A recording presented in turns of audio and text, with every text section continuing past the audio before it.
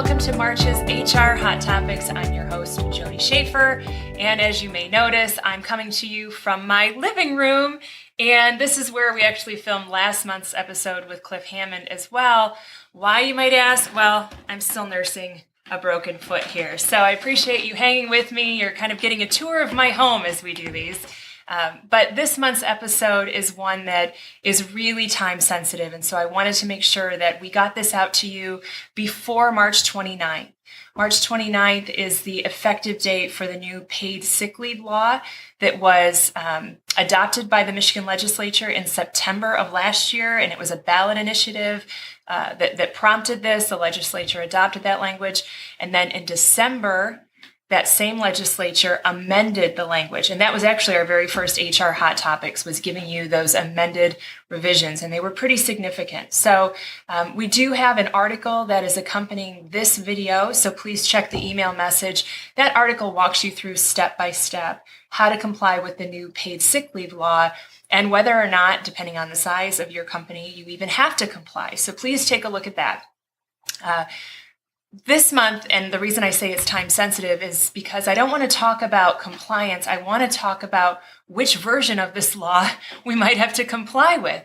Because you see, there's a request before the current Attorney General. So we have a new administration and we have a new Attorney General. And Attorney General Nessel is Democrat. And so there's a request in front of her to weigh in on whether or not the prior legislature had the right under the Constitution to adopt a law that was initiated by a ballot proposal, and then in the very same legislative session, turn around and amend that law. So there's some question over whether or not the Constitution in the state of Michigan allows a legislature to do that.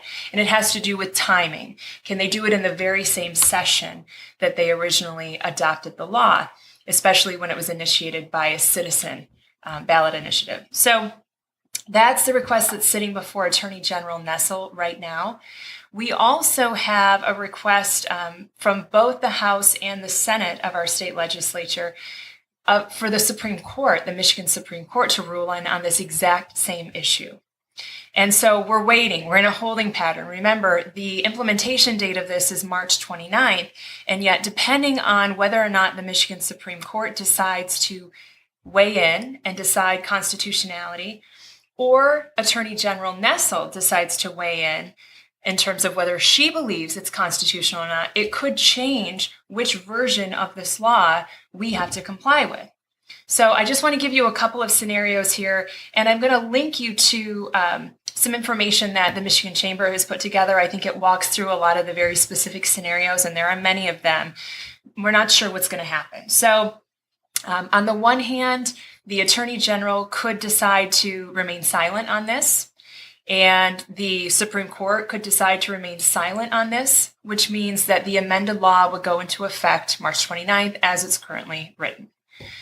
The Attorney General could decide that she wants to weigh in on this, and her opinion could be in opposition to the prior Attorney General's opinion. In other words, she could say, no, the legislature doesn't have the right under the Constitution to amend a ballot-initiated law in the same session in which it was adopted. And if that was the case, she could then instruct state agencies who are responsible for enforcing this law to use the ballot language as the baseline as far as what we all have to comply with. So that would be a really significant deviation from what all of you have been preparing for. And again, I've got a link in the email message that shows you or reminds you what that ballot initiative language was. It covered all employers, regardless of size. It granted more hours of paid sick leave in a given year. It covered employees, seasonal employees, independent contractors. So a lot of nuanced language there that's a little bit different from what's been amended. And I've got a link to that. So that would be the case if the Attorney General decided to weigh in and she felt like the legislature didn't have the right to make these amendments.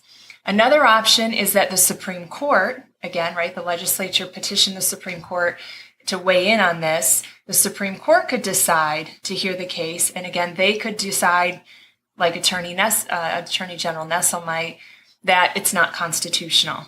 And in that case, we would revert back to the ballot language and that would be what we have to comply with. Or the Supreme Court could decide to hear the case and say, look, there's nothing that specifically prohibits this in the Constitution. Therefore, it is constitutional. And if that's the case, then the amended language would be what we have to comply with on March 29th. Or the Supreme Court could just decide not to hear the case or remain silent on it. And in that scenario, it would refer back to what Attorney General Nessel does. So there's just like so many different nuances to this. We don't know is the main idea here. And so we're monitoring this very closely. As more information becomes available, I will make sure to push that out to all of you. My advice at this point in time, though, is to assume that the amended language will be the language you have to comply with, and that the compliance date is March 29th. So use the resources in this email message to take a look at that, make sure you're prepared. And again, if all of this gets turned on its head, which it very well could, we should know that within the next week or two, and we'll make sure to get that information out to you. So as always, thank you for tuning in. It's never a dull moment, especially this time of year and with a new legislature, but we appreciate your viewing. And if you have any comments or questions, reach out to me directly, Jody Schaefer at workwithhrm.com.